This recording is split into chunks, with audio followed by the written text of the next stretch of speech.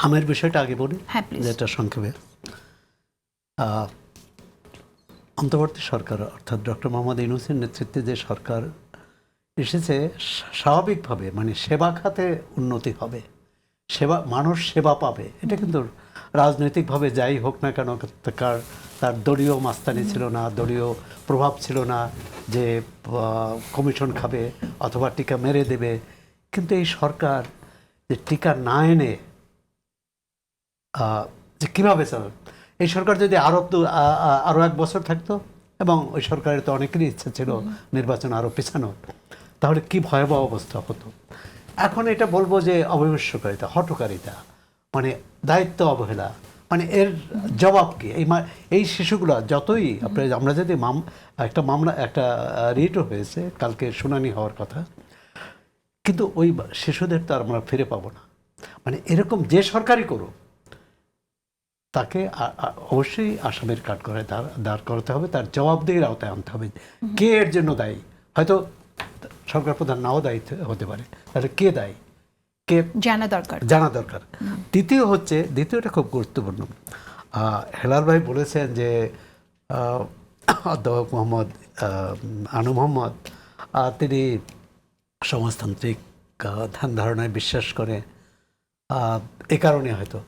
বিষয়টা কিন্তু তা নয়। এবং আপনি দেখেছেন যে আওয়ামী লীগের সরকারের সময় যতগুলো রামপাল বিদ্যুৎ কেন্দ্র সহ যতগুলো চুক্তি হয়েছে, তার বিরুদ্ধে কিন্তু তারা লড়াই করেছে, তারা সোচ্চার ছিলেন।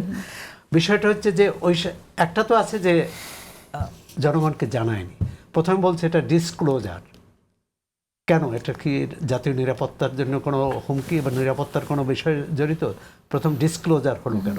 পরবর্তীকালে এটা জানা গেল কিন্তু আমেরিকান ওয়েবসাইট থেকে, ওই দেশের বাণিজ্য মন্ত্রণালয়ের ওয়েবসাইট থেকে, আমাদের ওয়েবসাইট থেকে জানানো যায়নি, মানে আমাদের সরকারের। প্রথমত হচ্ছে যে সরকারই করুক, এক হচ্ছে যে অনেকে তো বলে যে যেহেতু নির্বাচিত সরকার নয়, এ ধরনের চুক্তি করার তার এখতিয়ার নাই, করা উচিত ছিল না। কিন্তু এখন যেটা জরুরি সেটা হচ্ছে যে এখানে আমাদের লাভ ক্ষতি কী হচ্ছে, আমাদের স্বার্থ কতটা বিঘ্নিত হচ্ছে, আমরা কতটা স্বার্থ আদায় করতে পারছি, এই বিচারটা। এবং এটি আমি মনে করি এর সাথে কোন সরকার করেছে, কি কারা বলেছে, এই রাজনৈতিক বিতর্কের বাইরে যে অর্থনৈতিকভাবে এটা দেখা উচিত, বাণিজ্যিকভাবে দেখা উচিত যে আমরা কতটা লাভবান হব, কতটা আমাদের ক্ষতি হবে। এখন যেসব শর্ত আছে এখানে, মানে বাংলাদেশের জন্য বেশ ঝুঁকি তৈরি করবে, বাংলাদেশের সার্বভৌমত্বের উপর আঘাত। যে ওখানে একটা আছে যে যুক্তরাষ্ট্র যদি মনে করে কোনো ব্যাপারে তারা ক্ষতিগ্রস্ত হচ্ছে, সে ধরনের বাণিজ্য আমরা করতে পারবো না। মানে এখন আমরা তৃতীয় দেশের সঙ্গে একটা বাণিজ্য করব, সেখানে যদি ধরেন আমরা চীনের সাথে কোনো বাণিজ্য করব, চুক্তি করব, যুক্তরাষ্ট্র যদি মনে করে এটা তার জন্য ক্ষতিকর হতে পারে, এবং তারা যদি মনে করে তোমরা এই চুক্তি থেকে ফিরে আসো, তাহলে আমাদের ফিরতে হবে।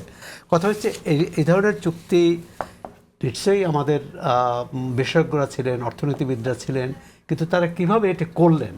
এখন যেটা বিএনপির যে করণীয়, অন্তর্বর্তী সরকার তো চলে গেছে, বিএনপির করণীয় এই যে সমালোচনাগুলো হচ্ছে, সমালোচনাগুলো পরীক্ষা নিরীক্ষা করা, যেসব অভিযোগ এসেছে সেই অভিযোগ কতটা সত্য সেটা, এবং যদি সত্য না হয়, সত্য হলে সেটা একটা সংশোধনের চেষ্টা করতে হবে। কারণ যে কোনো চুক্তি এটা সংশোধন করা যায়।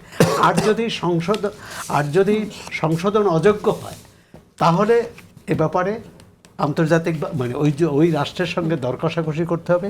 আরেকটি সুবিধা আছে, সরকারের পক্ষ থেকে ব্যাখ্যা দেওয়া উচিত যে অভিযোগগুলো আসছে, এই অভিযোগের ক্ষেত্রে বিএনপি এই চুক্তি না করলেও দায়িত্ব কিন্তু বিএনপি সরকারের উপরই পড়বে।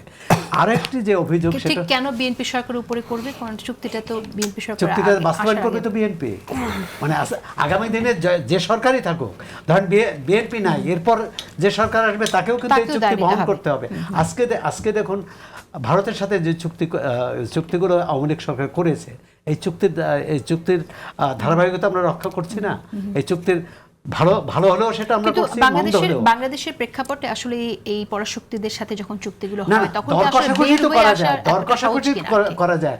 অন্য ক্ষেত্রে আমরা কি লাভবান হতে পারি, সেটা হতে পারে। দ্বিতীয় হচ্ছে যে অন্য দেশের উদাহরণ এখানে দেখানো যেতে পারে। মালয়েশিয়া কিন্তু এই চুক্তি বাতিল করেছে।